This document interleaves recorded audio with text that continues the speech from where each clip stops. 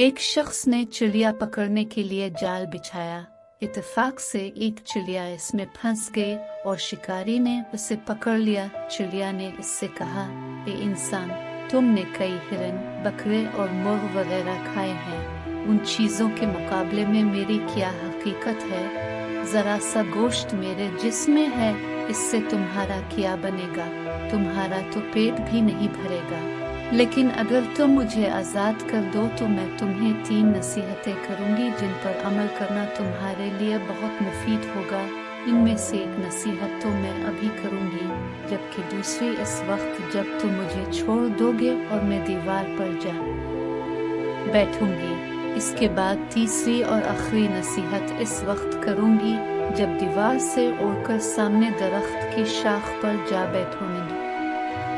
इस शख्स के दिल में तजस्सुस पैदा हुआ कि न जाने चिड़िया क्या फायदेमंद नसीहतें करे। इसने चिड़िया की बात मानते हुए इससे कहा, तुम मुझे पहली नसीहत करो, फिर मैं तुम्हें छोड़ दूंगा। फिर चिड़िया ने कहा, मेरी पहली नसीहत यह है कि जो बात कभी नहीं हो सकती इसका यकीन मत करना। यह सुनकर इस आदमी ने चिड़िया को छोड़ दिया और वो सामने दीवार पर जा बैठी।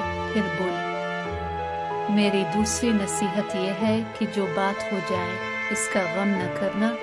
और फिर कहने लगी, हे भले मांस, तुमने मुझे छोड़कर बहुत बड़ी गलती की, क्योंकि मेरे पेट में पाव भर का इंतहाई नायाब पत्थर है।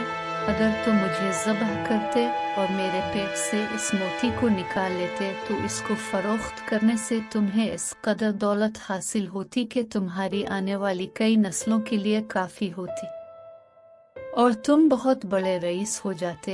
इस शख्स ने जो ये बात सुनी तो लगा अफसोस करने और पछताया कि इस चिड़िया को छोड़कर अपनी जिंदगी की बहुत बड़ी गलती की। अगर उसे ना छोड़ता तो मेरी नस्लें सांवर जाती। चिड़िया ने इसे इस तरह सोच में पड़े देखा तो उड़कर दरख्त की शाख पर जा बैठी और बोली, हे भले मांस, अभी मैंने तुम्हें पहली नसीहत की जिसे तुम भूल गए कि जो बात ना हो सकने वाली हो इसका हरगज़ यकीन न करना। लेकिन तुमने मेरी इस बात का एतबार कर लिया कि मैं 6 टाक भर वजन रखने वाली चिड़िया अपने पेट में 1 पाव वजन का मोती रखती हूँ। क्या ये मुमकिन है? मैंने तुम्हें दूसरी नसीहत ये की थी कि जो बात हो जाए इसका गम न करना, मगर तुमने दूसरी नसीहत का भी कोई असर न लिया और गम व अफसोस में मुब्तला हो गए कि खामखा मुझे जाने दिया। तुम्हें कोई भी नसीहत करना बिल्कुल बेकार है। तुमने मेरी पहली 2 नसीहतों पर कब अमल किया? जो तीसरी पर करोगे तुम नसीहत के काबिल नहीं। ये कहते हुए चिड़िया फिर से उड़ी और हवा में परवाज कर गई।